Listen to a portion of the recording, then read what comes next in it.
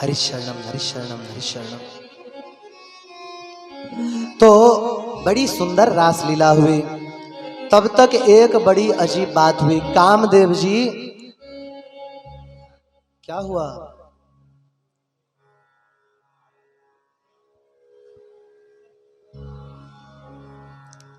हरिशरणम हरिशरणम।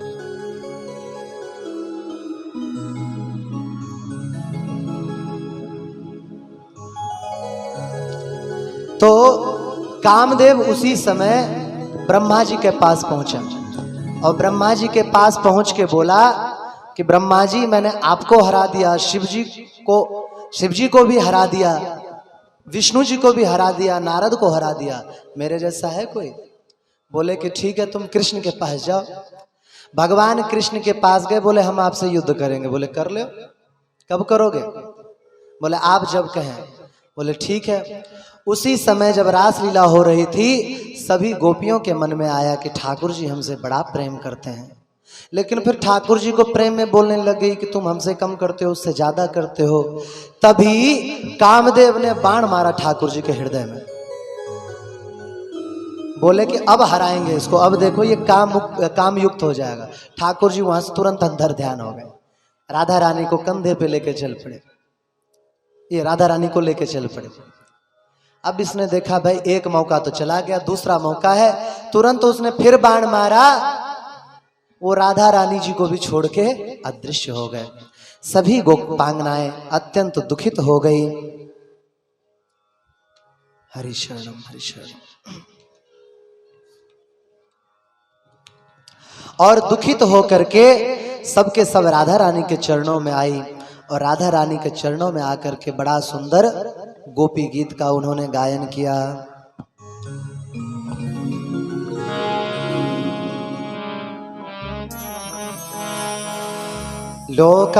लोकाभिराम जनभूषण विश्वदीप कंदर्प मोहन जगत वृजनार्तिहारिण आनंद कंद यदुनंदन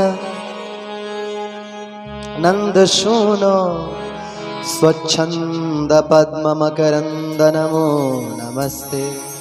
हे प्रभु, हम आपको नमस्कार करते हैं, आप लोकाभिराम हैं। कपिल, इसके नीचे कुछ लगाओ ना के पेटी उधर घूमता है, उधर का कौन देखेगा? हरिशरणम हरिशरणम हरिशरणम। कंफ्यूज मत होना। जयति तेधिकम तो हर बार सुन ही लिया है, इस बार जरा ब्रह्म वैवर्त पुराण का सुन लो। गोपी गीत 3 पुराण में अलग अलग प्रकार से है।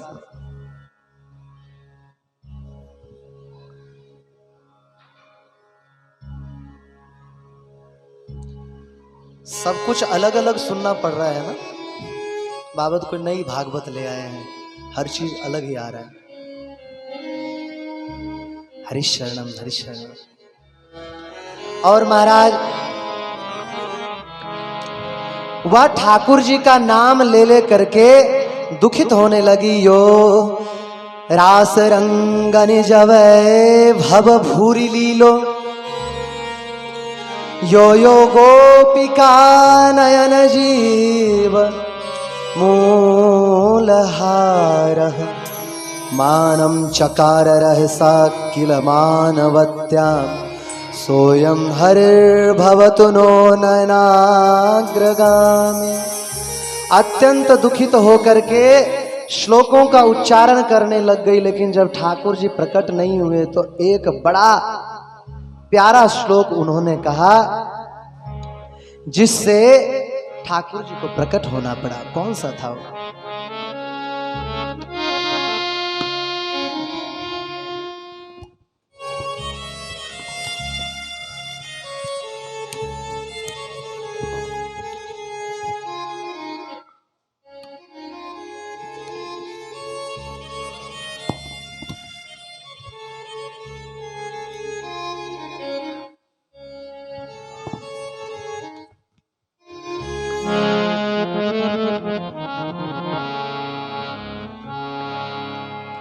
उन्होंने गाया, चंद्र प्रतप्त किरणम ज्वलन प्रसन्नम। हे कृष्ण, हे प्राणनाथ, तुम्हारे बिना वियोग व्यथा से पीड़ित हुए हम चंद्रमा की किरणों में भी सूर्य जैसे ताप का अनुभव कर रहे हैं। सर्ववनांत मसी पत्रवनम प्रवेशम। बोले सभी वन का भाग जो है ऐसा जान पड़ रहा है जैसे 80 पत्र वन एक नरक होता है। उसके पत्ते ऐसे होते हैं जैसे तलवार की धार हो। बोले ऐसा प्रतीत हो रहा है यह 80 पत्र वन है। बाणम प्रभंजन मतीव समुदयानम मन्यामहे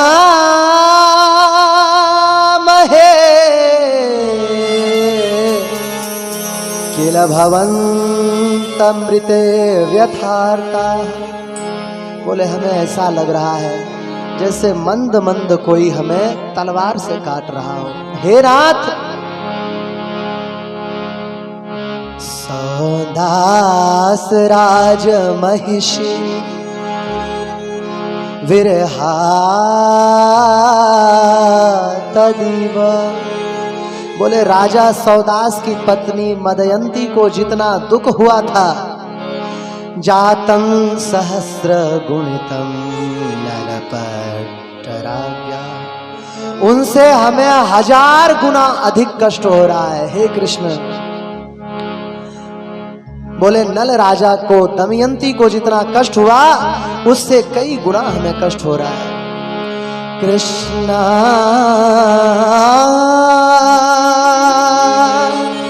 कृष्णा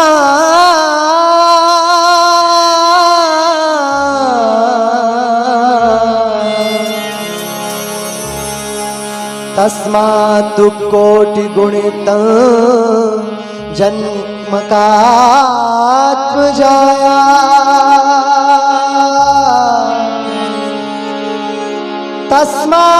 तस्मात् अनन्तमति दुःखममलं हरिर्न। बोले जितना श्री जानकी जी को विरह हुआ उससे 100 करोड़ गुना अधिक कष्ट में हम विरहित हो रही हैं, रो रही हैं। हे कृष्ण, हमें दर्शन दो। इतना कह के वो सभी गोपियां मूर्छित हो रही थी। कृष्णा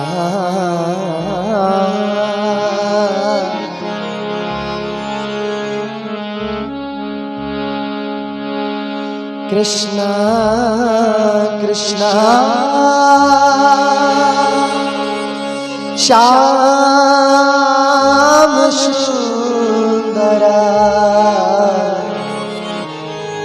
मदन मोहना मदन मोहना। वह मूर्छित होकर के प्राण त्यागने ही वाली थी। इत्थराजन रुदंती नाम गोपी नाम कलमेक्षण तस्मात् कोटि गुणतम। तो बोले सहसा स्वयं अर्थ निवात्मन, तुरंत ठाकुर जी प्रकट हो गए। उसको देख के सभी प्रसन्न हो गई। बोले कृष्ण कन्हैया लाल की जय हो। ये कोई राग है ही नहीं, इसलिए मिलाना कठिन होता है। सारे गप और ध कोमल मतनी वर्जित हरिशरण हरिशरण। तो बोले कि ठाकुर जी को देख करके गोपियों ने प्रणाम किया और प्रणाम करके पूछा गदगद वाणी में, हमें छोड़ के आप कहाँ चले गए थे? बोले सुनो, हमारे ध्यान करने के लिए दंडोड समुद्र के निकट हंस नाम के महामुनि तपस्या कर रहे थे। अचानक क्या है, एक बड़ा लंबा आधे योजन का 6 किलोमीटर का मछली उनको निगल गया और उस मछली को एक मत्स्य रूपधारी असुर ने निगल लिया, उसे भी। उन दोनों को बचाने के लिए मैं गया और चक्र से उसका सिर काटा, फिर शेष शैया पर जाके सो गया। अभी तुम लोगों ने पुकारा तो मैं आ गया। बोले हमें भी शेष शैया के दर्शन कराओ। आप लोगों ने शेष साई का दर्शन किया है, ये वहां की लीला। ठाकुर जी तुरंत ही दाऊ दादा शेष के रूप में हो गए, ठाकुर जी विष्णु के रूप में चतुर्भुज हो गए और राधा रानी चरण दबाने लग गई। यह दिव्य दर्शन करके गोपियां बड़ी प्रसन्न हो गई। उसके बाद ठाकुर जी ने राधा रानी की चुनरी ले ली, चुरा ली। बोले हमें चुनरी दे दो, तो उन्होंने कहा हमारे पास तो नहीं है। बोले दे दो, कृष्ण नहीं माने तो इन्होंने इनकी बांसुरी चुरा ली। बांसुरी चुराने पर श्री चंद्र सखी जी का बड़ा सा प्यारा सा पद है, याद है?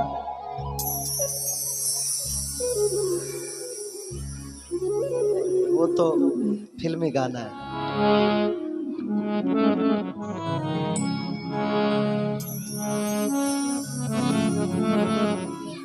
वही गाना बहुत अच्छा है। राधे के तूने बंसुरी बजाई चुराई,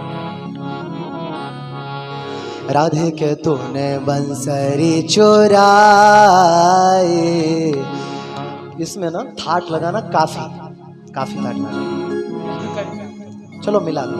राधे के तूने बंसुरी चुराई, राधे के तूने बंसुरी चुराई, राधे के तूने बंसुरी चुराई, राधे के तूने बंसुरी चुराई। बंसुरी चुराई क्या तेरे मन भाई, बंसुरी चुराई क्या तेरे मन भाई। काहे को रार मचाए राधे के तूने बंसुरी चुराई, राधे के तूने बंसुरी चुराई, राधे बंसुरी चुराई। दे दूंगी कहे कश में खाए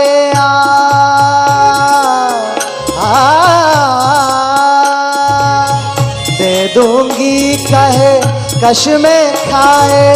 कहाँ छुपाए पर न बताए, कहाँ छुपाए पर न बताए। कर तेरी कौन बुराए राधे के तूने बंसुरी चुराई, राधे के तूने बंसुरी चुराई, राधे के तूने बंसुरी चुराई। परंतु चंद्र सखी जी का है, राधे रानी राधे रानी दे डारो बंशी मोरी। काहे से मैं गाऊं राधे, काहे से बजाऊं, किससे गाऊंगा कैसे बजाऊंगा।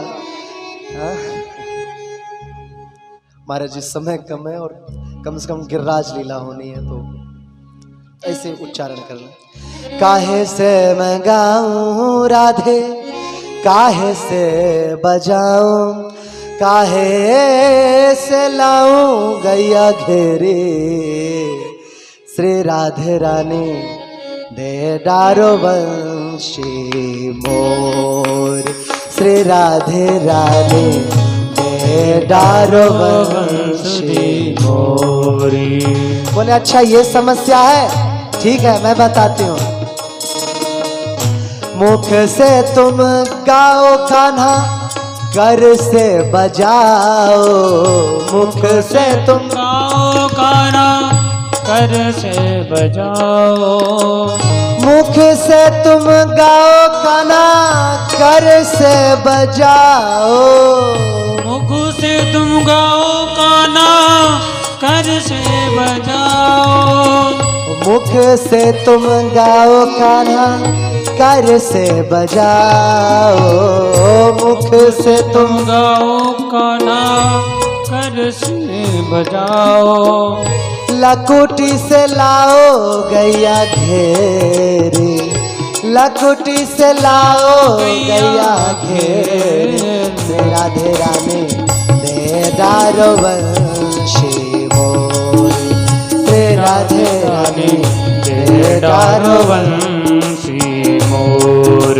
श्री राधे रानी दे डारो बंशी मोर, श्री राधे रानी दे डारो बंशी मोर। कृष्णो ददौ राधिकायै पद्ममंबरमेव च राधा ददौ पीतपटं वेत्रं वंशी महात्मने।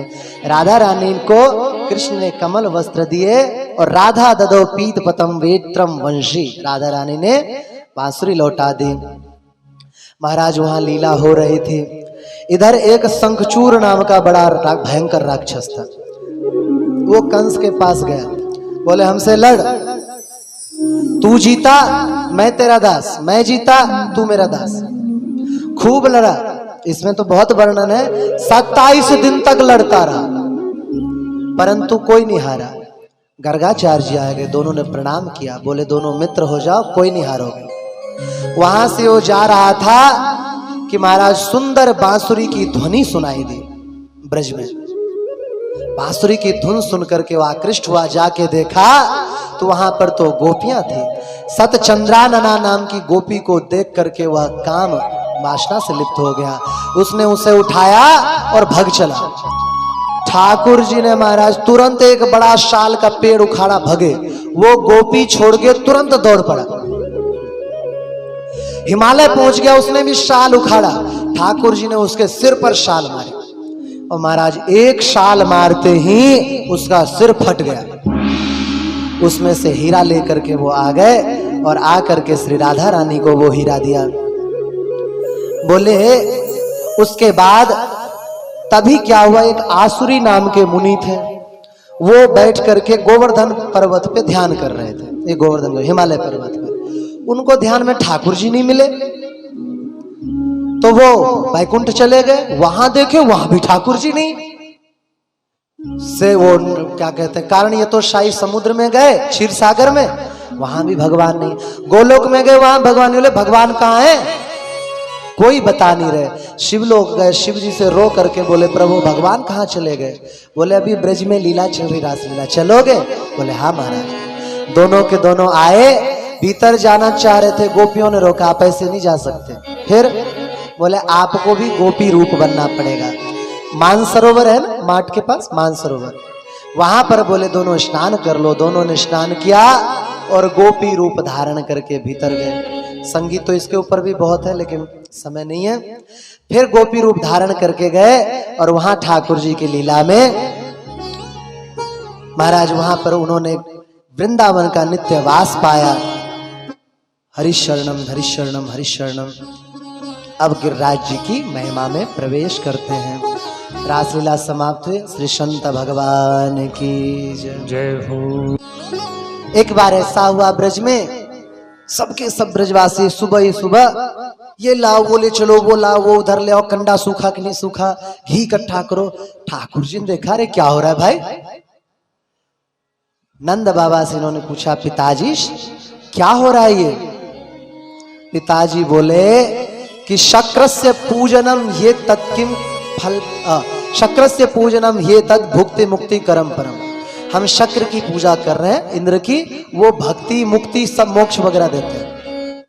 इन्होंने कहा शक्रादयो देव गणाश्च सर्वतो भुंजन्ते स्वर्ग सुखम स्वकर में भी। शक्र एक देवता है इंद्र। अब बोल ही देते, हमारा क्या बिगाड़ेगा ससुर, ज्यादा से ज्यादा कल और बारिश हो जाएगी। बोले वो एक देवता मात्र है, वो ज्यादा से ज्यादा स्वर्ग दे सकता है, मोक्ष देने की शक्ति उसमें नहीं है। उसकी पूजा क्यों करते हो। बोले वो बारिश करता है। बोले वो उसका काम है।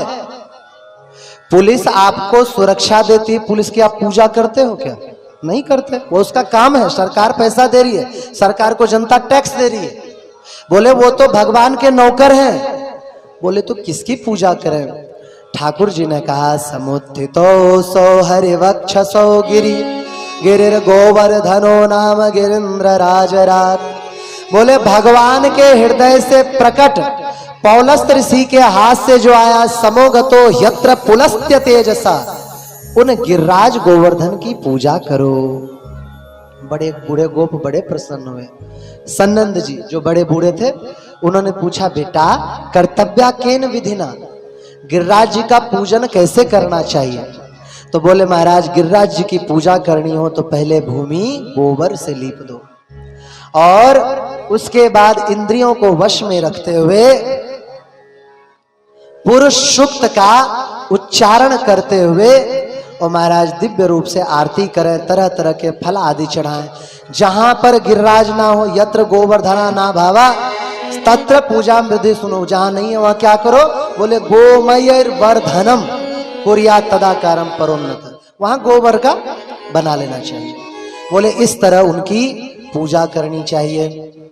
महिमा हम पहले बहुत अधिक बोल चुके हैं। फिर सबके सब बड़े विस्मित हुए और गिरिराज पूजन के लिए चल पड़े। आप लोग भी अपना गिरिराज ले लो पूजन करने के लिए। पंडित जी, लाला, कपिल, तुम भीतर जाओ और अलमारी में सबसे ऊपर नित्य कर्म पूजा प्रकाश बोले।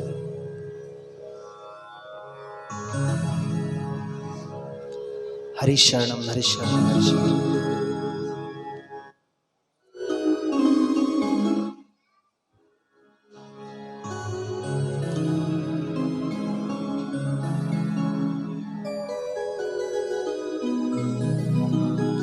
अलमारी में, अलमारी में।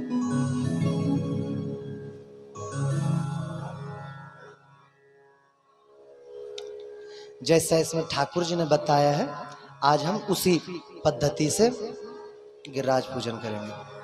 अरे वाह,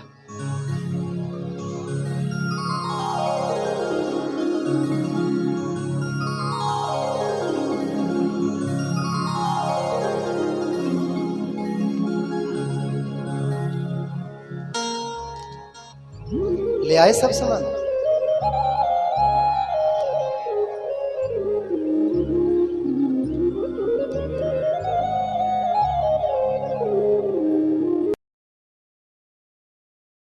बड़ी भयंकर बारिश होने लग गई।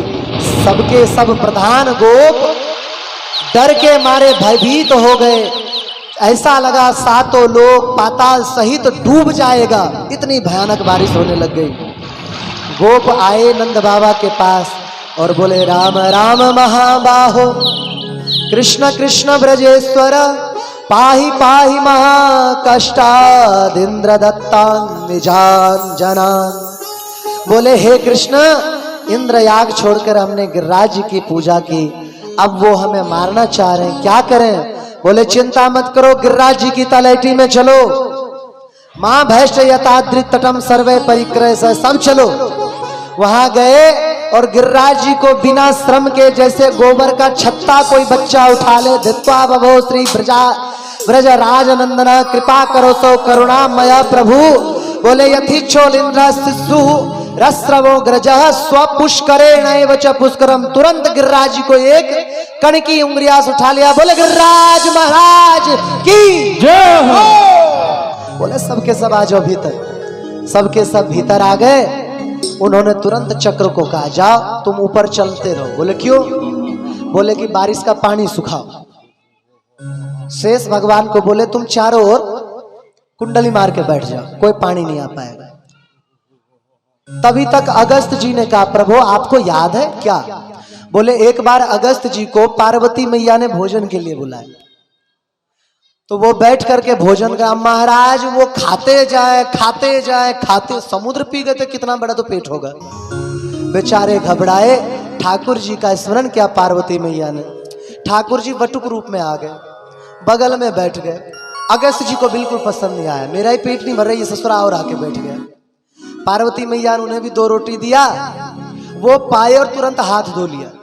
पंगत में नियम होता है एक ने हाथ धो लिया सबको धोना पड़ेगा, एक साथ ही धोते हैं। अब बेचारे गुड़ने लगे, अरे नालायक पानी भी नहीं पीने दे, हाथ धो लिया। बोले बाबा चिंता मत करो, द्वापर में पिलाएंगे। तो अगस्त ऋषि को उन्होंने बुलाया। मैं बोलने वाला था, फोन किया, फोन कहाँ था उस समय। अगस्त ऋषि को बुलाया। अगस्त ऋषि जितना जल गिरता था जो बच जाता था वो पी जाते। भोले बाबा आए, त्रिशूल घुमाने लगे जोर जोर से चक्र की तरह। गोवर्धन में चकलेश्वर महादेव है ना, चकलेश्वर महादेव, चक्रेश्वर नाम है उनका से। और महाराज सारा जल सुखा दिया। इंद्र ने सोचा वज्र से जो है हम गिरिराज को ही तोड़ डालेंगे, परंतु ठाकुर जी ने इंद्र का हाथ ही रोक दिया, स्तंभित कर दिया। सारी धरती जल विहीन हो गई और जल सूख गया। ठाकुर जी ने कहा कि अब तुम लोग बाहर निकल जाओ, 7 दिवस हो चुके हैं। गोपों ने कहा पहले तुम निकल जाओ, हमने डंडा लगा रखा है। ठाकुर जी ने थोड़ा सा नीचे किया, सवरे डंडा टूट गए। बोले भैया तुम चाहते हो मैं पहले रख दूं? बोले नहीं भाई। दौड़ करके भागा, सब निकल आए, यह भी निकले। उस समय इंद्र आया, क्षमा मांगा। पूज्य श्री सुरभि माता प्रकट हुई और प्रकट होकर के उन्होंने आकाश गंगा का जल गिराया। वहां पर गोवर्धन में मानसी गंगा प्रकट हुई और ठाकुर जी को बोले हे प्रभु, हमारे गायों की रक्षा आप करो, आप ही गायों के इंद्र हैं, इसलिए आपका ही नाम गोविंद हो गया। सारे ब्रजवासी नंद बाबा को घेर लिए और घेर करके कह रहे हैं, क्या कह रहे हैं? बोले अयम विभद्र गिरिवरम कमलम गज राडिवा उच्छिलिंद्रम तथा बालो हस्ते ने कहने लीला। एक बात बताओ, तुम्हारे ये जो लल्ला है इसने गिर्राज उठाया, तुम्हारे पूरे कुल खानदान में ऐसा कोई नहीं हुआ। नंद तुम खुद 7 किलो का पत्थर एक उंगली पर नहीं उठा सकते। कौन है ये? सच सच बताओ।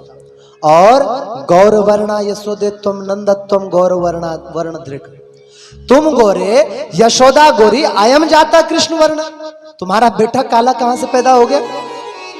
महाराज जब ये बात कही, नंद जी ने सारी बात बताई। हे गोपगण, गर्गस्य वाक्यम हे गोपा वदिष्यामि समाहिता। गर्ग जी ने कहा था यह भगवान श्री कृष्ण गोलोक धाम के स्वामी हैं।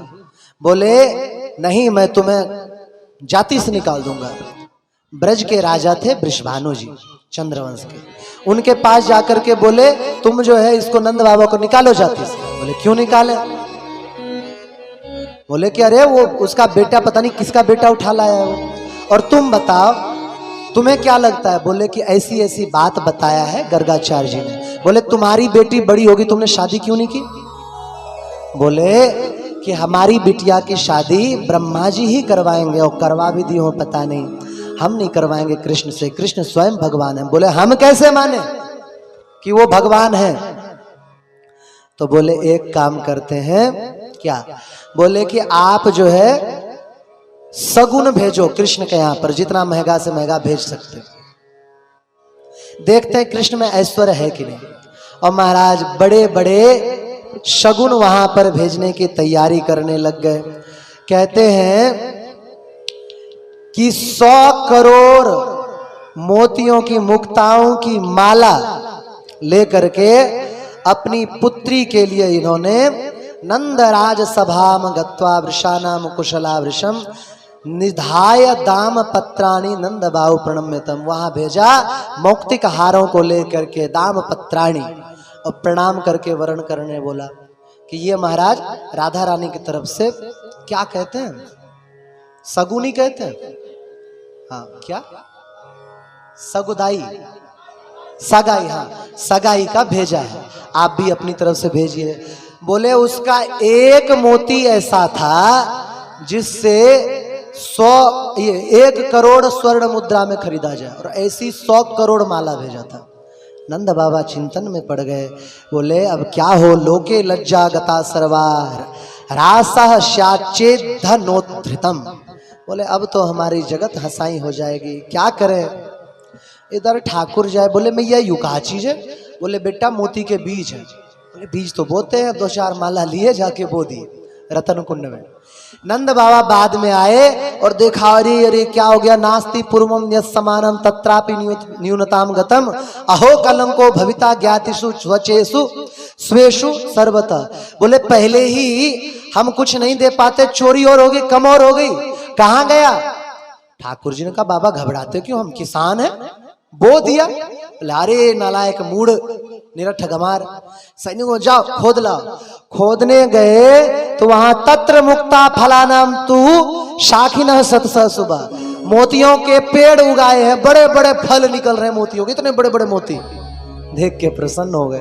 महाराज जी वहां के जो लोग जाते हैं भोले वाले, वहां के संत क्या करते हैं, अब मोती तो नहीं मिलता, वो कांच की छोटी छोटी होती ना मोतियां, वो डाल दिया करते हैं, लोग कुड़े देते हैं, वो मिल जाते हैं, देखो मोती मिल गया, मोती वो कांच की गोली होती है। तो वो माला भेजी तो राधा रानी सरकार ने वहां पर स्वीकार किया और सबको पता चल गया कि राधा और कृष्ण एक दूजे के लिए ही बने हैं। बोले महाराज एक बार गौतमी गंगा के किनारे रहने वाले विजय नाम का ब्राह्मण मथुरा आया, वहां का दर्शन करके घर लौट रहा था, एक गिरिराज की शिला हाथ में लेके जा रहा था। तभी एक बहुत बड़ा राक्षस दिखाई पड़ा, ये डर गया, डर के मारे पत्थर मारा।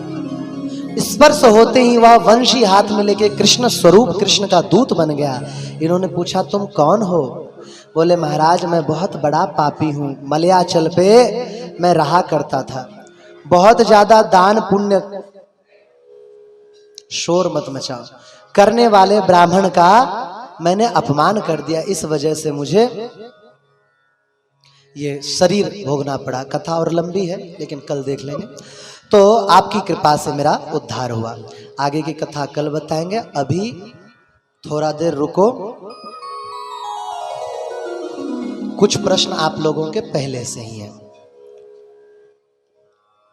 उन प्रश्नों का समाधान करें।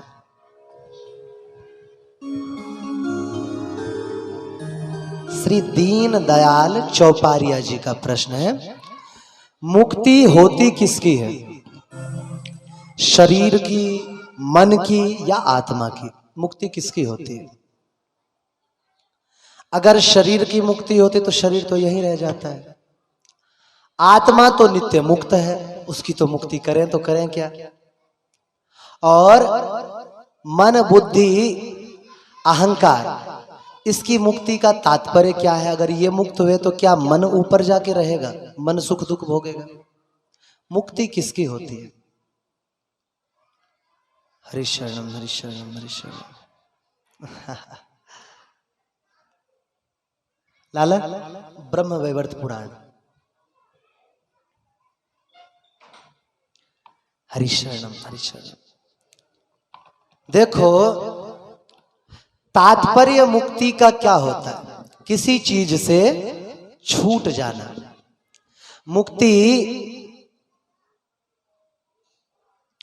मुक्ति का केवल इतना तात्पर्य है कि आप संसार के चक्र में अब नहीं रहे, अब आप अध्यात्म को प्राप्त हो गए। मन बुद्धि अहंकार सहित आत्मा। बोले अहंकार और आत्मा का तात्पर्य क्या है? आत्मा को समझ लो शरीर, और मद बुद्धि अहंकार को समझ लो उसके हाथ पैर। आत्मा निश्चल है, कहीं चल नहीं सकता, कुछ सोच नहीं सकता। सोचेगा कौन? बुद्धि, उसने बुद्धि को पकड़ रखा है। आप देखो लोग कहते हैं कि महाराज मन वश में नहीं होता, क्या करें? हम कहते हैं मन जितना वश में हो उतना तो शायद ही कोई चीज वश में हो। आप लोग बरसाना गए हैं? बरसाना गए हैं ना? सभी बरसाना गए हैं। राधा रानी का मंदिर देखा है? अब मंदिर का जो सामने की ओर से सीढ़ी होता है वो देखा है? कैसा दिखता याद है? मन पहुंच गया वहां? तुम तो यहीं बैठे हो सबरे। मन को आपने कहा मात्र और मन वहां पर पहुंच गया, चित्र भी दिखा दे कि कैसा होता है। आत्मा का ये तो न्याय की कारिकाएं बोले तो समझ में थोड़ा कम आएगा, इसलिए साधारण भाषा में समझ लो कि जैसे एक गाड़ी है, उस गाड़ी का आत्मा है इंजन, आत्मा इंजन है, लेकिन बाकी जो पहिए हैं उस पहिए के बगैर इंजन कहीं जा आ नहीं सकता।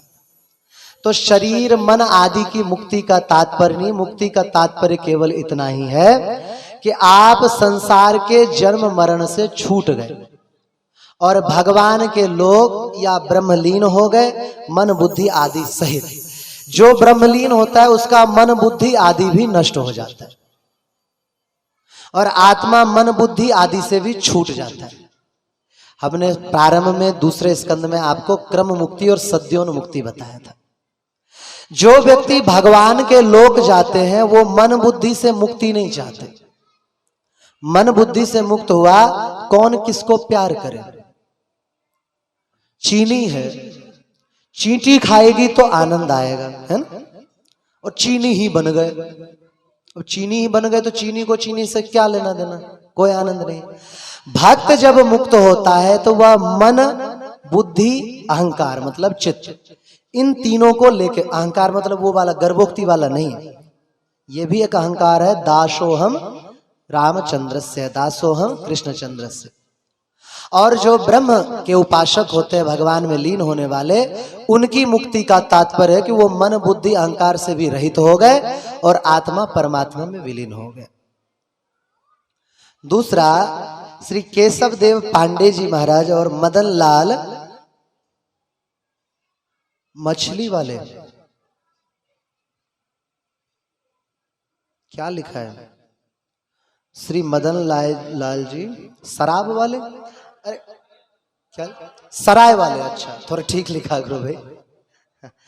तो इन दोनों पंडित जी महाराज को नमस्कार है। इन्होंने कहा कि जो सिर गणेश जी का था वो कहाँ गया, तो मैंने स्पष्ट बताया तो था, वो गोलोक में जाके कृष्ण के हृदय में लीन हो गया। प्रमाण देखना हो प्रकृति खंड में, इसमें देख लेना, ब्रह्मवैवर्त पुराण में जब चाहे देख लेना, यहाँ रखा रहता है। अभी ढूंढ के दिखाऊंगा, टाइम लग जाएगा, है? याद रखना ना, ब्रह्मवैवर्त पुराण। दूसरा, अब जितने लोग कॉपी लाए हो, कॉपी लेकर रख लो या रिकॉर्डिंग चालू कर लो। एक आया है कि बच्चों के या बड़ों के या स्त्रियों के बाल जल्दी सफेद हो जाते हैं, रोग है, समझ लो। सबसे पहले आप ये समझो कि आपको जीना कैसे है, क्यों हो रहा है सब। बॉक्साइट एक धातु है, जो बच्चे बच्ची पढ़ रहे हैं केमिस्ट्री वो जानते होंगे। बॉक्साइट से एल्युमिनियम बनता है। बॉक्साइट ये धातु क्या करता है, शरीर में जाकर के किडनी डैमेज करेगा, लीवर डैमेज करेगा और बालों की जड़ को खोखला करेगा, अस्थमा की बीमारी करेगा। पहले भारत में एल्युमिनियम के बर्तन नहीं हुआ करते थे।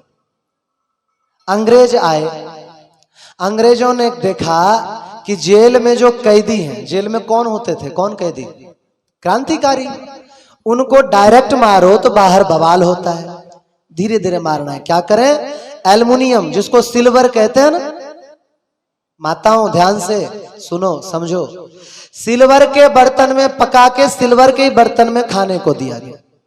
अभी भी देते हैं। आप में से कोई जेल तो नहीं गया अभी तक? नहीं गया? मैं 13 महीने रहा हूं, नहीं गलत काम करके नहीं। एक बार मुल्ले ने गाय मार रहा था, हमने उसे मार डाला तो जेल हो गई थी। आज भी वहां पर एल्युमिनियम का ही बर्तन यूज होता है। एल्युमिनियम के बर्तन में खाते रहो, एल्युमिनियम कभी नष्ट नहीं होता, परिवर्तित नहीं होता है। उदाहरण में समझो, महाराज जी क्या नाम है, स्नान करने के लिए ठंड में एल्युमिनियम के एक वो रहता है, क्या कहते हैं, अरे वो गोल सा होता है ना पानी गर्म करने वाला, रॉड, रॉड ही कहते हैं ना। रॉड जब आप डालोगे पानी में, वो मूल रूप से एल्युमिनियम, वो कहते हैं क्या नाम है, पीतल, पीतल वितल के नहीं होते, कलर चढ़ा होता है, एल्युमिनियम को होता है, क्योंकि गर्म एल्युमिनियम ही कर सकता है।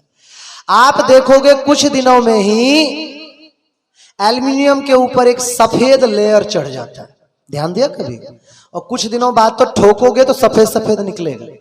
क्या करता है वो पानी में से कैल्शियम खींच लेता है, एल्युमिनियम नष्ट नहीं होता है। शरीर में से भी कैल्शियम नष्ट करता है एल्युमिनियम। एल्युमिनियम के बर्तन में जो खाएगा वह स्वस्थ होने की कामना छोड़ दे, स्वस्थ नहीं हो सकता। दूसरा है स्टील,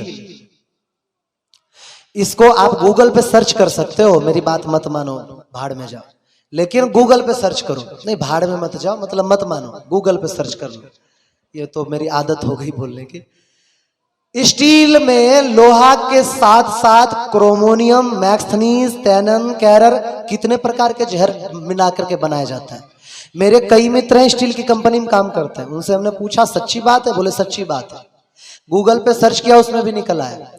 और जो केमिस्ट्री पढ़ते हैं वो बता सकते हैं, क्रोमोनियम के आगे लिखा रहता है जहर, स्पष्ट लिखा रहता है। मैक्सनीज जहर, जहर ही लिखा रहता है। इसके बर्तन में खाओगे तो भी कभी स्वस्थ नहीं रहोगे। देखो सिद्धांत बोले खाएं किस में, फिर खाने के लिए आप अपने पूर्वजों को जरा याद करो। अभी आप लोग बहुत हैं, बाबा आप बड़े बुजुर्ग हैं, घर घर में स्टील की थाली थी कि कांसे की थाली थी? लोहे का कढ़ैया था कि ये स्टील और एल्युमिनियम का कढ़ैया था? लोहे की कढ़ैया था। टोकना माटी का, और भगोना पीतल का, कांसे का होता था कि नहीं होता था? और हम लोग इतने बेवकूफ, सब छोड़ गए। देखो, सबसे उत्तम भोजन है मिट्टी के बर्तन में भोजन करो। जब भोजन बनता है तो उसमें 100% माइक्रो न्यूट्रिएंट होता है। हिंदी में बोले सूक्ष्म पोषक तत्व होता है 100%। समझ में आ रहा है? 100% माइक्रो न्यूट्रिएंट होता है। जिस समय वो एल्युमिनियम के बर्तन में भोजन कोई बनाता है, एल्युमिनियम में सबसे बेकार कुकर प्रेशर। कुकर प्रेशर में भोजन पकता नहीं है, टूटता है, गल जाता है। आप मिट्टी के हांडी की दाल खाओ और कुकर प्रेशर के, समझ में आ जाएगा फर्क। तो श्री वाग्भट ऋषि ने कहा है कि जो भोजन बनाते समय सूर्य का प्रकाश भोजन पे ना पड़े और वायु का स्पर्श ना हो पाए, उस भोजन को मत करो। ए बूढ़ी माता बैठो, बीच बीच में कोई उठोगे, मैं बोल रहा हूं गंजा होने का साफ दे दूंगा, फिर गंजी होके डोलना पूरे गांव में। सब शांत होके बैठो। तुम्हें जो बता रहा हूं बहुत काम की बात, ताकि तुम बीमार ही ना पड़ो। आज जो ये 15 रोग दिया है, ये रोग ना हो इसलिए बता रहा हूं। तो क्या होता है कि जो कुकर प्रेशर होता है उसमें बाहर से हवा नहीं जा सकती, बाहर निकल तो सकती है, हवा नहीं जा सकती। तो अगर आप कुकर प्रेशर एल्युमिनियम स्टील के बर्तन में भोजन बनाते हो तो 93% माइक्रो न्यूट्रिएंट समाप्त हो जाता है। अब जब 93% माइक्रो न्यूट्रिएंट समाप्त हो गया तो आप भूसा खा रहे हो, कुछ खाने को है ही नहीं उसमें। मुश्किल से 7-8% आपको गुण पोषक तत्व मिलेंगे। ये मैं ऐसे नहीं कह रहा हूं, गूगल पे सर्च कर लेना, सब कुछ मिलता है। गूगल गुरु सबका गुरु। तो अगर कोई व्यक्ति फिर किस में भोजन बनाए, अगर मिट्टी के बर्तन में भोजन बनाओगे तो 100% माइक्रो न्यूट्रिएंट सुरक्षित रहता है। और एक बात बताऊं, शुगर के लिए मेरे पास लोग आते हैं, इन दोनों बच्चों को खड़ा कर दिया जाए। नहीं, ये नहीं, आपके पीछे 2 बच्चे बात कर रहे हैं। हाँ, इन्हीं दोनों बच्चों की बात कर रहा हूं। अरे मेरे बड़े बूढ़ों, बच्चों जैसा काम मत करो। हरिशरण हरिशरण। तो मिट्टी के बर्तन में 100%, हम ये बता रहे थे, शुगर रोगी मेरे पास आते हैं, महाराज 500 शुगर है, 600 शुगर है, चला नहीं जा रहा है, घुटना खत्म हो गया। हम कहते हैं मिट्टी के बर्तन में भोजन करो। महाराज फिर कुछ दवाई तो दे दो। हम ऐसे ही लवण भास्कर पकड़ा देते हैं, चलो कोई नहीं, तुझे जिद है तो ले ले। 3-4 महीने बाद आता है, बोले महाराज दवाई ने कमाल कर दिया। मैं कहता हूं अबे ढक्कन, वो दवाई शुगर की थी ही नहीं, मिट्टी के बर्तन में जो तुमने भोजन किया है उसका कमाल है। शुगर रोगी केवल मिट्टी के बर्तन में भोजन करना आरंभ कर दो, 3 से 4 महीने होते होते डाउन हो जाएगा, होगा ही नहीं कभी। कितना भी शुगर है, 500 है, 600 है, नहीं होगा शुगर। तो मिट्टी के बर्तन में भोजन करो। दूसरे नंबर पे है कांसे का बर्तन। खुजली मिश्रा, नहीं खुजली सिरदर्द, अच्छा ठीक है जी प्रभु बताते हैं। हिंदी थोड़ा ठीक लिखा करो बच्चों। मैं खुजली मिश्रा पढ़ रहा था, हमें लगा कैसा नाम है। हरिशरणम हरिशरणम। दूसरे नंबर पे है कांसे का बर्तन। कांसे, तांबा और पीतल, ये 3 बर्तन। इन बर्तनों में भोजन बनाओगे तो मुश्किल से 3 या 4% माइक्रो न्यूट्रिएंट खत्म होगा, मतलब 96% गुण पोषक तत्व मिल जाएंगे। लोहे के बर्तन में भोजन बनाओ, आयरन की कमी शरीर में कभी नहीं होगी। आ रहा है समझ में? नहीं आ रहा है तो आज ही वचन ले लो कि घर जाते ही एल्युमिनियम स्टील के बर्तन का त्याग करेंगे। देखो, कहोगे कि बाबा महंगा आएगा बर्तन, पीतल तांबा महंगा है। जीवन में एक ही बार तो लाना है ना, रोज रोज तो खर्च नहीं करना। फिर बोलोगे बाबा कुकर प्रेशर में दाल थोड़ी जल्दी बन जाती है, माटी की हांडी में थोड़ी लेट बनती है, देखो एक चीज याद रखना, ऋषियों ने, चरक ऋषि ने कहा है, जो चीज खेत में जितना ज्यादा देर में पके उसे रसोई में भी देर से पकना चाहिए। कोई भी दाल 4-6 महीना लेता है तो रसोई में भी देर से पकना चाहिए, तभी उसमें पोषक तत्व आते हैं। और अगर जो समय आपने बचा लिया कुकर में डाल के, तो वो समय कहां लगाओगे? बोलेंगे सास भी कभी बहू थी, वो देखेंगे टीवी में बैठ के। यही होता है, ये रिश्ता क्या कहलाता है ससुरा। मेरे पप्पा देख देख के बुढ़े हो गए, हम देख देख के बूढ़े होने वाले, वो रिश्ता ही पता नहीं चला आज तक। 25 साल हो गए, चल ही रहा है। और माताएं उसी को देखे जा रही हैं, देखे जा रही हैं। बोले वो देखेंगे, उससे क्या होगा? फिर धीरे धीरे वो खा खा के बीमार पड़ेंगे, फिर हॉस्पिटल जाएंगे। अब 2 महीना वहां खर्च करो, जो समय इधर से बचाया वो उधर लगाओ। समय तो ऐसे ही जाना है। और रोटी चून जब पीसो, ये ध्यान रखना, 15 दिन के भीतर ही उस चून को खा लो। एक साथ कट्टा तक 10 कट्टा लाके नहीं रख ली, जानवर नहीं हो। 15 दिन बाद चून में असर समाप्त हो जाता है, पोषक तत्व समाप्त हो जाता है, ध्यान रखो।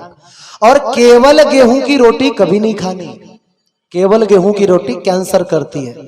मेरी बात रिकॉर्ड करके लिख के रख लो, सब गूगल पे सर्च करना, सब मिलेगा, प्रमाण से कहते हैं।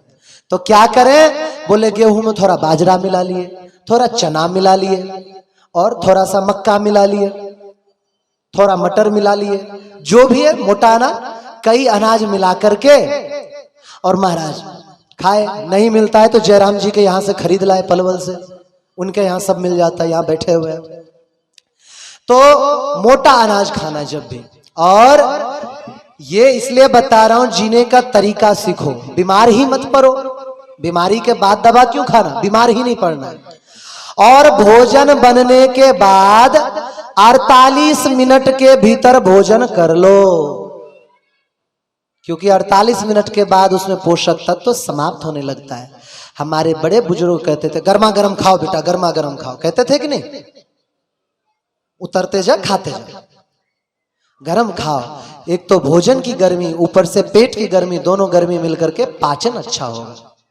लेकिन नहीं साहब, हम तो सुबह बनाएंगे, फ्रिज में रखेंगे, शाम को खाएंगे, शाम को रखेंगे, फ्रिज में रखेंगे, सुबह खाएंगे, फिर पेट होगा जाम, फिर पर्र पुर्र पादते रहेंगे दिन भर, गैस होगा, सिर दर्द होगा, फिर बोलेंगे दवाई दो। नहीं करनी ऐसे काम। तो 48 मिनट के भीतर भोजन कर लिए। और भोजन कब करें? वैसे तो आप किसान हो, आप लोग पालन भी करते हो। श्री चरक ऋषि कहते हैं कि दिन का प्रथम प्रहर बीतने से पहले भरपेट भोजन कर लो। प्रथम प्रहर 9 बजे से पहले, उस समय आपकी पेट की अग्नि बहुत प्रदीप्त रहती है, भोजन कर लो। कहते हैं सवेरे को, ब्रजभाषा में सुबेरे को भोजन लगकर पत्थर सब हजम, सुबह सुबह भरपेट खाए। लेकिन आजकल तो नियम हो गया, सुबह सुबह चाय पी रहे हैं। चाय पियोगे लीवर कमजोर होगा, किडनी कमजोर होगा, दिमाग पे धक्का लगेगा। देखो, एक कॉफी और चाय के विषय में महात्मा ने बताया है, और आप गूगल पे सर्च कर सकते हो, जो कॉफी पीते हैं, चाय पीते हैं।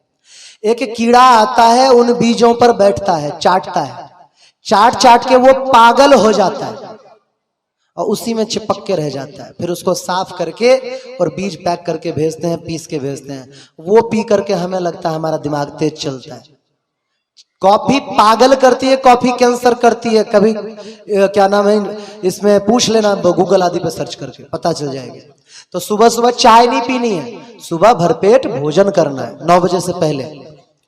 और दोपहर क्या करनी? दोपहर बोले भूख ही नहीं लगेगी, लेकिन मान लो लग गया तो बोले उसमें दूध पी लो, छाछ पी लो। और भोजन के तुरंत बाद पानी नहीं पीनी। हाँ, अगर आप बहुत मेहनत करते हो तो फिर एक आध घूंट पी सकते हो, नहीं तो पानी नहीं पीनी। क्योंकि जैसे ही भोजन करोगे अंदर अग्नि प्रदीप्त हो गया, आपने पानी डाला, मंदाग्नि हो गया, फिर वही भोजन सड़ेगा।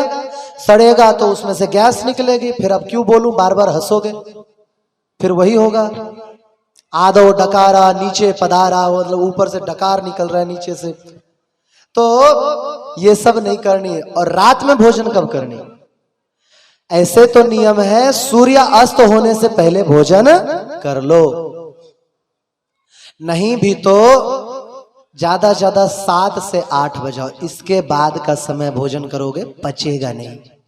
ये भोजन का नियम याद रखना है। दूसरा, रेफ्रिजरेटर में रखी हुई चीजें खाने पीने योग्य नहीं है। आपको पानी ठंडा चाहिए, बड़े बूढ़ों से पूछो मटके का पानी कितना ठंडा शीतल होता है, वो नुकसान नहीं करेगा। फ्रिज का पानी नुकसान करेगा, इसमें 12 प्रकार के जहर निकलते हैं, पढ़ लेना इंटरनेट में। तो ये नियम पालन करने हैं। अच्छा, छोटे बच्चे हैं, ऐसा क्या करें? डेली उनका दिमाग तेज हो, हड्डी मजबूत हो, लंबाई भी बढ़े। तो मैं पहले भी बता चुका हूं, प्रातः काल खाली पेट गेहूं के दाने के बराबर चूना, बूढ़ा है, बच्चा है, जवान है, स्त्री है, पुरुष है, हिजड़ा है, कोई भी है, सबको गेहूं के दाने के बराबर चूना छाछ में डाल के या पानी में घोल करके या दही में डाल के, दाल में डाल के, गुड़ में, किसी भी चीज में मिला के और खाना। कैल्शियम अत्यंत तीव्र होगा, दांत मजबूत होंगे, हड्डियां मजबूत होंगी, दिमाग तेज होगा। किसी को कैसी भी गांठ हो गई हो ना, इतना रोज करो, 2 से 3 महीने में गल जाएगा, चाहे गर्भाशय गांठ हो चाहे स्तन का हो। तो अब हम आते हैं उन विषयों पर जो आपको बताना है। बाल सफेद 2 कारणों से होता है। पहला कारण होता है खाद, यूरिया खाद का भोजन। आजकल बच्चों के भी होते हैं, फिर बूढ़ों के भी होते हैं, जवानों के भी होते हैं। दूसरा, खारे पानी का सिर पे स्नान। तीसरा, शैम्पू लगाना। मैं अब संक्षिप्त बताता जाता हूं, लिखने वाले लिखो और रिकॉर्ड करने वाले रिकॉर्ड करो। बाल सफेद हो गया, क्या करें? स्वर्ण बेल होता है, सोने जैसा पीला पीला, किसी पेड़ पे ऐसे ऐसे ऐसे हो जाता है, अमर बेल। वो जिस पेड़ पे होता है उस पेड़ को चूस लेता है, उसकी जड़ नहीं होती। वो ले आओ और क्या नाम है इसका, गुड़हल समझते हो? लाल रंग का फूल, गुड़हल का फूल, अड़हुल गुड़हल, उसका फूल इकट्ठा कर लो कुछ दिनों तक। इस दोनों को तिल के तेल में डाल करके तब तक पकाते रहो जब तक फूल और स्वर्ण बेल, अमर बेल काला ना हो जाए। उसके बाद छान के रख लो और उसकी हल्का हल्का मालिश किया करो, केस जड़ से काला हो जाएगा। और कुछ ऐड करना हो तो क्या करें? बोले कि जब आप आम खा लेते हो, आम की गुठली होती है, गुठली के अंदर एक गुठली होती है, उस गुठली को निकालो, वो पीस करके गंजा भी लेप लगाएगा कुछ दिनों तक, तो केस उगाएंगे उसके। और तेल में भी डाल सकते हो, अद्भुत प्रयोग है। हाथी दांत भस्म मिलेगा नहीं, इसलिए उसका बताने का कोई फायदा नहीं। और एक पत्ता होता है, आप लोगों को याद है बचपन में खेला करते थे, इतना छोटा सा बीज लड़कियों के सिर पे मारते थे, वो चिपक जाता था, लड़कों के भी मारते, इतना बड़ा बीज रोड के किनारे किनारे होता है, छोटा धतूरा, चिरचिटा। ये ओंगा वाला चिरचिटा नहीं, दूसरा चिरचिटा, इतने बड़े बड़े बीज होते हैं। उसका पत्ता ले आना, 2 किलो पत्ता, 4 किलो तिल का तेल, या तिल का तेल नहीं, उसमें गाय का घी, अंदाजा लगाओ तो 1 किलो पत्ता, 2 किलो घी पीस करके डाल दो। तब तक जलाओ जब तक काला ना हो जाए। सावधान, इसमें कभी कभी पटाखे फूटते हैं। और जब काला पड़ जाए छान के रख लो। और उसके बाद जब आप मालिश करोगे 15-20 दिन में रोएं दिखने चालू हो जाते हैं, अद्भुत है। और सिर को साफ करने के लिए कभी शैम्पू यूज मत करना। करीब 10 से 12 दिन तक सारे देश के न्यूज चैनल पे चला था, शैम्पू से कैंसर होता है इसी देश में, इंटरनेट पे सर्च कर लेना। शैम्पू यूज नहीं करना। सिर धोने के लिए क्या यूज करें? सिर धोने के लिए सबसे उत्तम है, हाँ जी, मुल्तानी मिट्टी सबसे अच्छा। दूसरे नंबर पे छाछ। छाछ से धोना हो तो डायरेक्ट मत धोना, वो छोटे छोटे टुकड़े चिपक जाएंगे। छाछ को छान लिए कपड़ा में और उससे सिर धोया तो सिर में रूसी नहीं रहेगी। और एक उपाय तो ऐसा है, वो कर लो तो सारा झगड़ा ही समाप्त। पता है क्या? हमारी तरह मुंडन करा लो, ना काले होंगे ना उड़ेंगे, कुछ नहीं, झगड़ा ही समाप्त। ना कंघी करना ना तेल लगाना। चलो ये तो परिहास की बात हुई। और अब है शरीर को साफ करने के लिए क्या करें। आपकी हेमा मालिनी आदि प्रचार तो करेंगी लक्स और लाइफ बॉय का। आपको पता है लाइफ बॉय 10 देश में बंद किया हुआ है, इस देश में चलता है। कुत्तों को धोने के लिए यूज करते हैं, इंसान यूज नहीं करता, कैंसर होता है। तो शरीर में मुख में क्या लगाएं, याद कर लो अच्छी तरह से। खल ले आए 50 ग्राम खल। खल समझते हो? खर, गाय भैंस को खिलाने वाला खर। खर ले लिए, उसमें आधी चम्मच डाली हल्दी, आधा चम्मच डाला बेसन, आधा चम्मच डाला सरसों का तेल और आधा 1 चम्मच डाले 2-3 चम्मच दूध। उसको मिला लिए और मिला करके शरीर को रगड़ लो अच्छी तरह से। नहाने से पहले मैल छूट जाएगा। 15 दिन में अगर आपका रंग ना सुधरने लग जाए तो मैं अपनी मूंछ उगा लूंगा। याद रखना, मैं कटा तो नहीं सकता ना, पहले ही नहीं है। हरिशरणम हरिशरण, शांत शांत। तो नहीं भाई, कटाने की बात तो वो करे जिनके पास हो। तो 15 दिन के भीतर आपका शरीर चमकने लग जाएगा। 3 दिन के भीतर चमत्कार पाओगे। 3 दिन के भीतर। जो लिख रहे हो लिख ले हो, जो नहीं लिख रहे हो रिकॉर्ड कर ले हो, जो नहीं रिकॉर्ड कर रहे हो महाराज जी रिकॉर्ड कर रहे हैं, बाद में ले लेना इनसे, याद रहेगा। और आगे बताता हूं, दांत किससे साफ करें। बोले सुबह सुबह कॉलगेट करो। कॉलगेट बनता है गाय के हड्डियों के चूरे से। कॉलगेट कभी नहीं करनी, क्लोजअप नहीं करना, सेंसोडाइन नहीं करना। क्या है सबसे अच्छा? बड़े बुजुर्गों को पूछो, सबसे अच्छा तो चूल्हे की राख, अति उत्तम। दूसरे तीसरे नंबर पे दातुन, नीम आग वगैरह दातुन करो, कोई समस्या नहीं। अच्छा एक चीज और बताओ, मान लो कि विदेश चले गए, इससे तो कहां तक जाओगे विदेश, लेकिन मान लो फिर भी चले गए और वहां ना दातुन मिल रहा है ना राख, क्या करना है? या सदा के लिए क्या करना है? दांत में पायरिया हो गया तो क्या करना है? खून जाता है तो क्या करना है? मसूड़े सूज गए तो क्या करना है? दांत टूट रहे तो क्या करना है? लिया सरसों का तेल और नमक, सेंधा नमक। हाँ बता दूं, भोजन में भी हमेशा सेंधा नमक प्रयोग करो।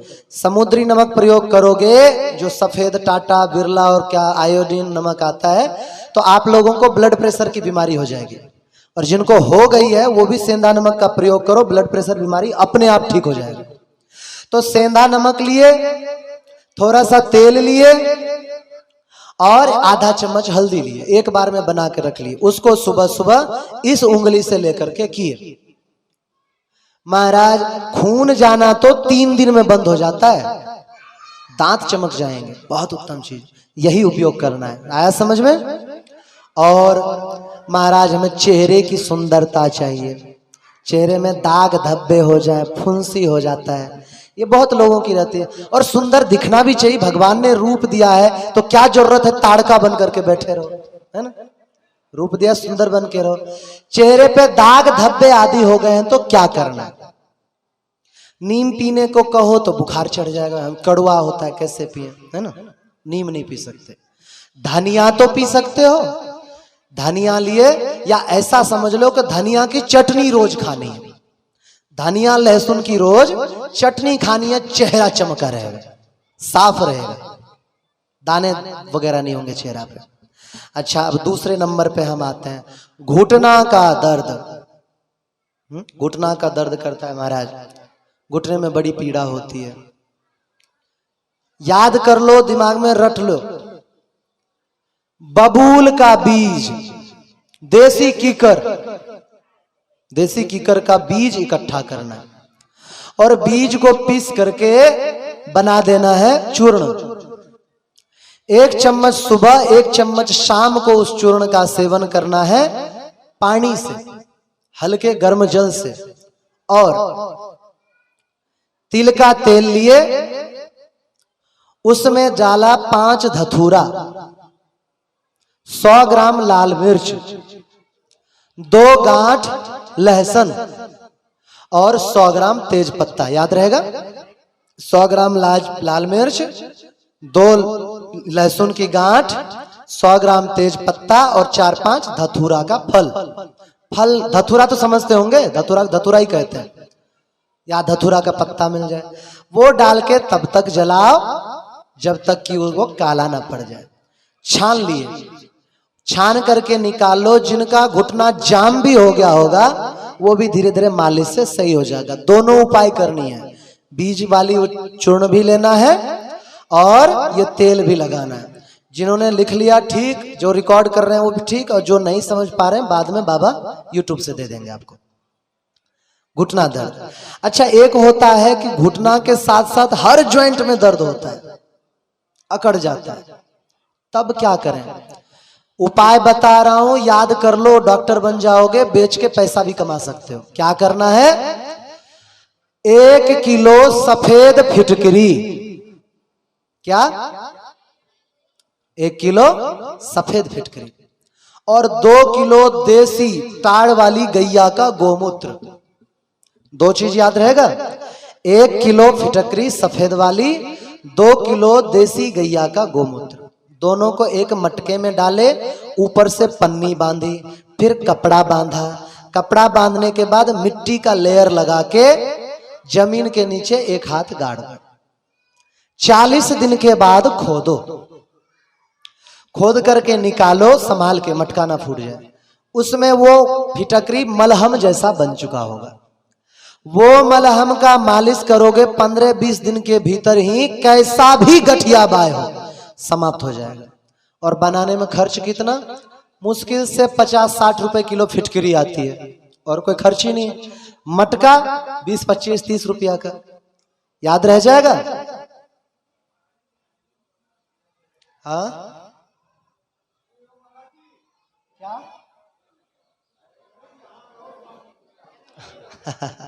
वो तो देखेंगे। महाराज श्री राधे राधे जी। राधे। महाराज जी जितने भी उपाय आपने बताए हैं, एक भी इनमें से 1% नहीं करेगा। तो इनको सबको कहवे को मत ये है कि महाराज जी यहाँ रहे, चेला बन जाएंगे, चेला सब काम में करेंगे और फिर महाराज जी औषधि दियो। बोलो जी सही है बात, का नहीं है? राधे राधे राधे राधे राधे श्याम।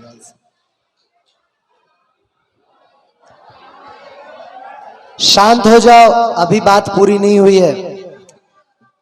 तो क्या आप लोगों में से कोई एक भी उपाय नहीं करोगे? तो बताऊं आगे या रहने दूं? बताऊं? बताऊं? चलो ये तो बता दिया। आपके नहीं याद रहे तो टेंशन मत लेना, रिकॉर्ड हो रहा है।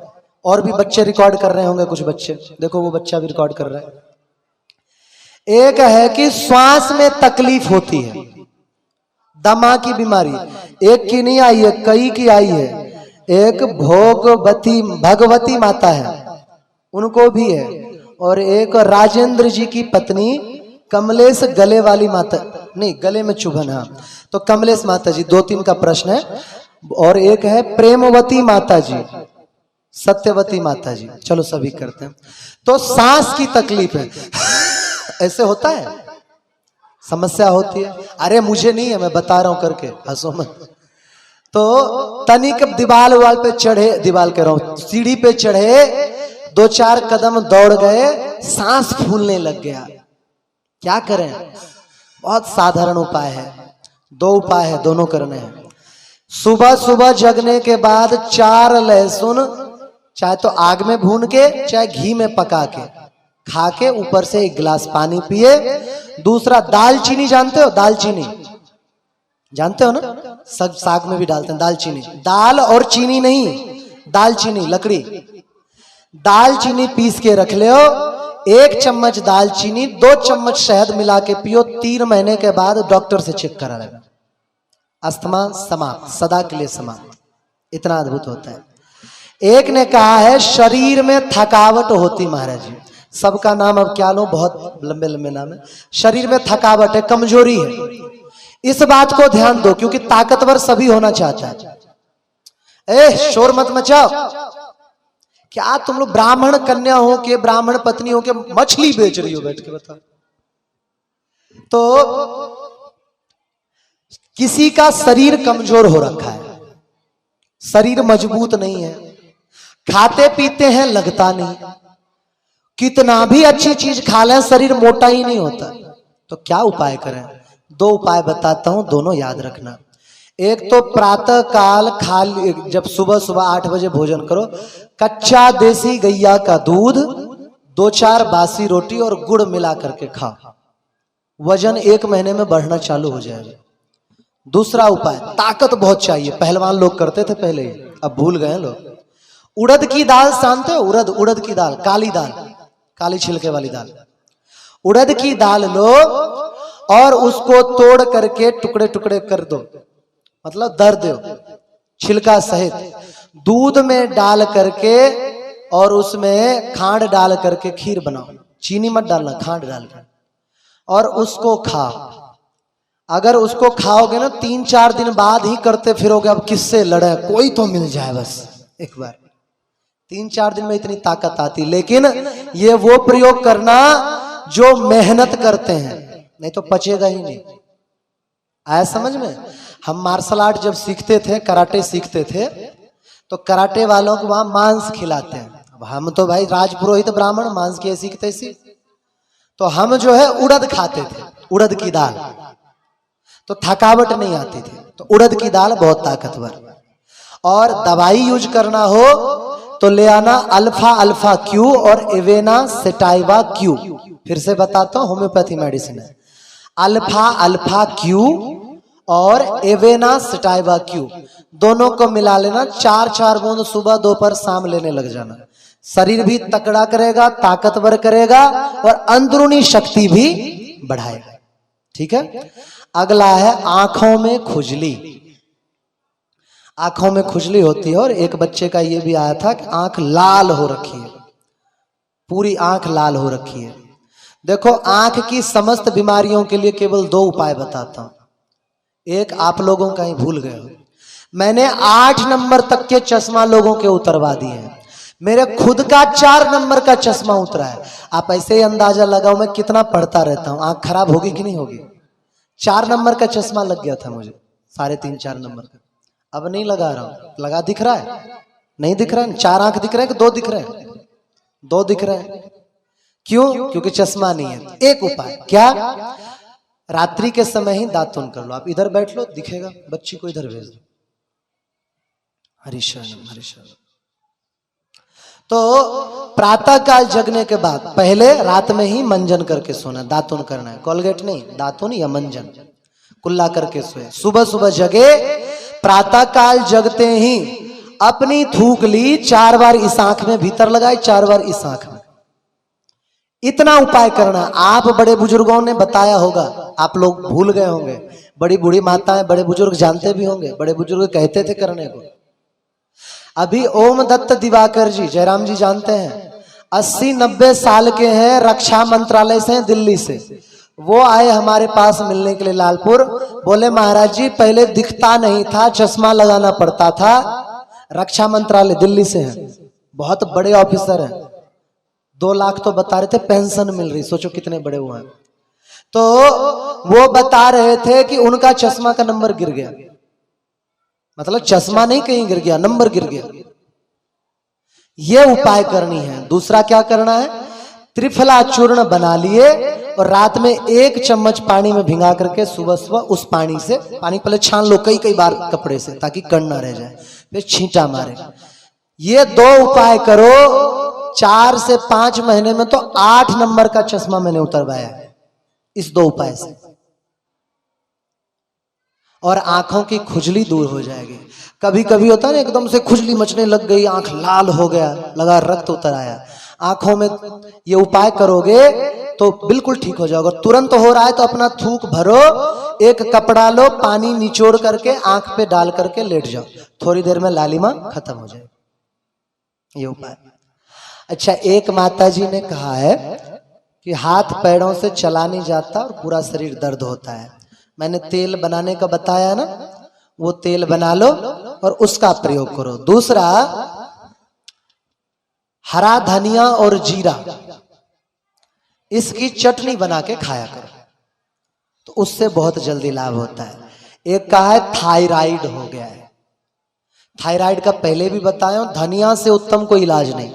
धनिया के 50-100 ग्राम धनिया की चटनी बनाओ, गर्म पानी में मिला के पी जाया करो, लेकिन लो 2 से 3 महीना, सदा के लिए समाप्त, कभी नहीं होगा। हड्डी में गैप आ गया है, हड्डी में गैप आ गया है, रीढ़ की हड्डी में कहीं भी। प्रारंभ में हमने बताया चूना, याद है, गेहूं के दाने के बराबर चूना हड्डी का गैप सही कर देगा। और गठिया बता दिया, सब बता दिया। या हाथ पैरों चलाने जाते तो हो गया। घर में अशांति बनी रहती है, चलो इसका बताओ, ये सबकी समस्या है ना। एक दुख खत्म हुआ दूसरा आ गया, दूसरा खत्म हुआ तीसरा आ गया। क्यों होता है ये? बोले ये होता है ग्रहों के कारण, या हम लोगों की घर की दिशा सही नहीं होती वास्तु शास्त्र के कारण। एक तो सभी अपने घर में तुलसी लगाया करो। दूसरा, कैसा भी भूत प्रेत की समस्या हो, कोई भी समस्या हो, बजरंग बाण का पाठ किया करो। बजरंग बाण जानते हो ना? जय हनुमंत संत हितकारी, सुन ले जय प्रभु अरज हम। सबको याद है। बजरंग बाण का रोज पाठ किया करो। उसमें शपथ दिया गया है हनुमान जी को, तो हनुमान चालीसा से ज्यादा जल्दी असर करता है। जिस कक्ष में, जिस घर में बजरंग बाण का पाठ होता है, वहां पर कभी भूत पलित नहीं ठहर सकते, अशांति नहीं ठहर सकती। महाराज कुछ और टोटका देखो, तुलसी माता लगाओ तो कोई टोटका करने की जरूरत नहीं। आक जानते हो? मदार, आक, अकौवा, उसका जड़ खोद लो और अपने घर के 4 कोने में गाड़ दो, तो गृह शांति हो जाती है। याद रहेगा, बहुत साधारण उपाय है। और बोला है कि भगवान में कौन से भगवान की पूजा करें। देखो, आप लोगों के अपनी अपनी श्रद्धा है, जिनके प्रति आपका श्रद्धा हो उनकी पूजा करें। कोई छोटा नहीं है, कोई बड़ा नहीं है। मेरी अपनी खुद की बताऊं, मैं रामानंदी संप्रदाय से हूं, लेकिन राधा कृष्ण का भक्त हूं। गुरु जी ने राम मंत्र दिया है, लेकिन राधा राधा जपता रहता हूं। तो आपको जो इष्ट आपको पसंद हो उससे जपो। और महाराज जी, एक हमारी बुआ लगती हैं, एक भाभी मान लो, किसी को एलर्जी बन गई है, एलर्जी, आंखों की एलर्जी, उसके बाद में दिमागी एलर्जी बताई है डॉक्टर ने, तो उसके लिए उपाय पूछ रही हैं। ठीक, एक तो गेहूं के दाने के बराबर चूना का प्रयोग आरंभ करो, ठीक है। और दूसरा क्या करना है, पीपल का पत्ता, ये बड़ा जबरदस्त उपाय है। जिनको हार्ट अटैक होता है ना, उनको करवा देना, बहुत जल्दी ठीक होता है। पीपल का 10 कोमल कोमल पत्ता लिए और पत्ता लेके पानी में डाल के गुड़ अदरक डाल के काढ़ा बना लिए। काढ़ा तो समझते हो, ये रोज पीते रहिए। कैसा भी मेंटली प्रॉब्लम होगा वो दूर हो जाएगा, कैसा भी समस्या हो मानसिक। और मानसिक समस्या के ऊपर और भी औषधि बनती भी, हमारे आश्रम में भी बनती है, तो वहां से भी आकर के ले सकते हो। तो ये उपाय कर सकते हो, पीपल के पत्ते वाला, दूर हो जाएगा। दूसरा, ये अगर नहीं उपलब्ध हो पाया, वैसे भारत में पीपल ना उपलब्ध हो तो लानत है भाई, पीपल तो हर जगह होता है, हाँ। लेकिन फिर भी बाय चांस ऐसा कुछ होता है, 2-3 तुलसी का पत्ता लिया या 4 तुलसी का पत्ता लिया, थोड़ा सा शहद लिया, उसके साथ चबा के खा गए, तो बुद्धि बहुत तेज करती है। बुद्धि से संबंधित कैसा भी इन्फेक्शन हो उसे समाप्त कर देता है। और त्रिफला चूर्ण वाला जो छींटा है वो लगाना, बहुत सस्ता है, 50 रुपए में आधा 1 किलो आ जाएगा। और 1 किलो त्रिफला ले लिए तो साल भर से भी ज्यादा चल जाएगा। गले में माता जी को कुछ चुभता है। अब माता जी इसके विषय में तो हम कहेंगे कथा हो जाने दीजिए, फिर आपने कभी चेक करवाया हो कुछ, क्या कहते हैं, कार्ड वार्ड हो, तो वो एक बार दिखाएं। श्री राजेंद्र जी की पत्नी कमलेश माता जी का। और खुजली होता है, बहुत ज्यादा खुजली होता है, बहुत अच्छा उपाय है गोविंद राम भगत जी। खुजली होता है, खुजली के लिए पीपल का पत्ता जला लो, कपूर मिला लो। पीपल का पत्ता जलाए, कपूर मिलाए और मिला करके उसको सरसों या किसी तेल में मलहम टाइप का कर लो। इसकी मालिश करने से कैसी भी खुजली चली जाती है। एक होती है दाद वाली खुजली, वो क्या होता है, उसमें गोल सा घेरा सा बन जाता है। उस खुजली में क्या करना, थोड़ा सा कष्ट होगा, लहसुन लेकर के पीस लो और पीस करके लो। लेयर मत बना देना, ज्यादा मत बनाना, छाले पड़ जाएंगे। या छाले पड़े तो चिंता मत करना, वो समाप्त हो जाएगा। और खुजली के लिए, खुजली किसी को अगर पूरे शरीर में हो रहा है मतलब उसका रक्त अशुद्ध हो गया है, तो उस व्यक्ति को चाहिए पी सकें तो नीम का काढ़ा पीना आरंभ कर दें। 10 से 12 दिन में रक्त की अशुद्धियां दूर हो जाएंगी, चेहरे का तेज बढ़ जाएगा। रक्त शुद्ध होते ही चेहरे पे फुंसी, पिंपल ये नष्ट हो जाएंगे। रक्त शुद्ध होते ही चेहरे पे दाग धब्बे नष्ट हो जाएंगे। तो ये कर सकते हैं। और सिर दर्द होता है तो जाहिर सी बात है पेट साफ नहीं होता होगा। जिनका पेट साफ नहीं होता है उनको लंबा सिर दर्द होता है, कई कई साल पुराना सिर दर्द हो जाता है। पेट साफ करने के लिए मैंने एक तो उपाय आपको बताया, भोजन सुबह जल्दी करो, अपने आप पेट साफ होगा। 1 किलो हर्ड खरीद के लेना, हर्र होता है ना, हर्र, उसको ला करके गोमूत्र में भिंगा देना 10-15 दिन। उसके बाद निकालो और निकाल करके कूट करके चूर्ण बना लो और उसमें सेंधा नमक मिला के रात को सोने से पहले थोड़ा मुख में रख के सो जाया करो, पेट साफ हो जाएगा। शास्त्रों में वचन है सर्वेशाम रोगाणाम निदानम कुपिता मल, सभी रोगों का जड़ कुपित हुआ मल है। इसको आज की भाषा में राजू श्रीवास्तव जी बोलते थे, पेट सफा हर रोग दफा, बोलते थे ना। तो ये कर सकते हो। दाढ़ का दर्द, दाढ़ में लंबे समय से दर्द होता है। अब बाकी की चीजें हम कल बताएंगे, दाढ़ के दर्द का कल बताएंगे। कल अंतिम दिन की कथा है, तो अगर आप लोग जल्दी आ जाते हो तो कथा करके और कम से कम 2 घंटा और बताऊंगा जो 2 मिनट में असर कर दे। सिर दर्द 2 मिनट में ठीक किया जा सकता है, नाभि 1 मिनट में ठीक किया जा सकता है। ये सभी बताऊंगा लेकिन अब कल बताएंगे, ठीक है? समझ में आई बात? ऐसे ही बस गर्दन हिलाते रहना बैल की तरह, समय पर।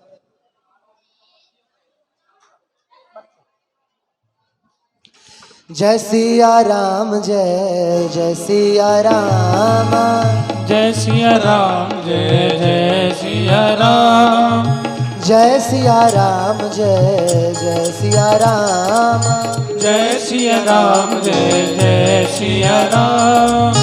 मंगल भवन अमंगल हारी, मंगल भवन अमंगल हारी, द्रवहु सुदशरथ अजिर बिहारी, द्रवहु दशरथ अजर बिहारी। जय सिया राम, जय जय सिया राम, जय सिया राम, जय जय सिया राम, जय सिया राम, जय जय सिया राम, जय सिया राम, जय जय सिया राम। उमा कहूँ मैं अनुभव अपना, उमा कहूँ मैं अनुभव अपना, सत हरि भजन जगत सब सपना, सत हरि भजन जगत सब सपना। जय सिया राम, जय जय सिया राम, जय सिया राम, जय जय सिया राम, जय सिया राम, जय जय सिया राम, जय सिया राम, जय जय सिया राम, जय सिया राम, जय जय सिया राम, जय जय सिया राम। श्री राधा दीदी की जय हो। मेनोपॉज रुक जाना, मासिक धर्म रुक जाता है या समय आगे पीछे हो जाता है तो बहुत दर्द होता है, ज्यादा खून जाता है। ये समस्या बता भी नहीं पाती हैं कई स्त्रियां, बहुत साधारण है। 1 चम्मच लेना मेथी का दाना, ठीक है? 1 चम्मच मेथी का दाना, 1 गुड़ की डली, 2 चीज याद रहेगा। 1 चम्मच मेथी का दाना, 1 गुड़ की डली, पानी में डाल के काढ़ा बना के लगातार कुछ दिन तक पियो। जिनका 4-4 महीना हो गया ना बंद हुए, वो भी कुछ दिनों में ठीक हो जाएगा। चलो आरती करो।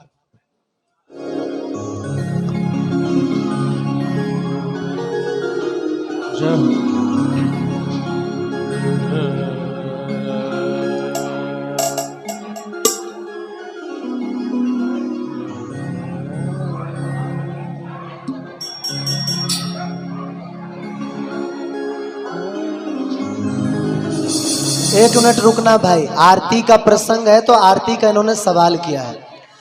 देखो आरती जल चुकी है, बहुत संक्षिप्त में 30 सेकंड में बताऊंगा। चुप हो जाओ, चुप हो जाओ सबके सब।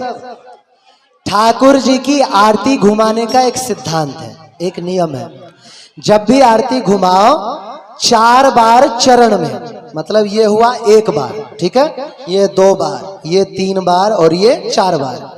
4 बार चरण में, 2 बार हृदय पे, 1 2, 1 बार मुख में, ये हो गया 4 2 6 1 7, और 7 बार पूरे शरीर में, 1 2 इस तरह से करके। दूसरा, अगर आप क्या नाम है जल छिड़कें तो उत्तम है कि दक्षिणावर्त शंख से जल छिड़कें। दक्षिणावर्त शंख से जल छिड़कने से लक्ष्मी का वास होता है। अब करो आरती करो। आरती बाल कृष्ण जी की जय, आरती बाल कृष्ण की जय। ओ अपनो जन्म सफल कर लीजय, अपनो जन्म सफल कर लीजय। ओ श्री यशोदा को परम दुलारो, श्री यशोदा को परम दुलारो। ओ बाबा की अखियन को तारो, बाबा की अखियन को तारो। ओ गोपिन के प्राणन को प्यारो, गोपिन के प्राणन को प्यारो। इन पर प्राण न्योछावर की जय, आरती बाल कृष्ण की जय। अपनो जन्म सफल कर लीजय, अपनो जन्म सफल कर लीजय। बलदाऊ को छोटो भैया, बलदाऊ को छोटो भैया। कनुआ कह कर बोलया कि मैया, कनुआ कह बोले की मैया। परम मुदित मन लेत बलैया, परम मुदित मन लेत बलैया। यह छवि नैनन में भर लीजय, आरती बाल कृष्ण की जय। ओ अपनो जन्म सफल कर लीजय। अरे तो तरी बोलन मधुर सुहावे, तो तर बोलत मधुर सुहावे। सखन संग खेलत सुख पावे, सखन संग खेलत सुख पावे। सोई सुकृति जो इनको ध्यावे, सोई सुख दी जो इनको भावे। अब इनको अपनो कर लीजय, आरती बाल कृष्ण की जय। अपनो जन्म सफल कर लीजय, तो अपनो जन्म सफल कर लीजय। श्री राधावर सुकर कन्हैया, श्री राधावर कुमार कन्हैया। ब्रज जन को नवनीत खवैया, ब्रज जन को नवनीत खवैया। देखत ही मन लेत चुरैया, देखत ही मन लेत चुरैया। अपनो सर्वस इनको दीजय, आरती बाल कृष्ण की जय। अपनो जन्म सफल कर लीजय। कर्पूर गौरम करुणावतारम, संसार सारम बुझ गए इंद्रहारम। सदा वसंतम हृदयालवृंदे, भवम भवानी से तम नमामि।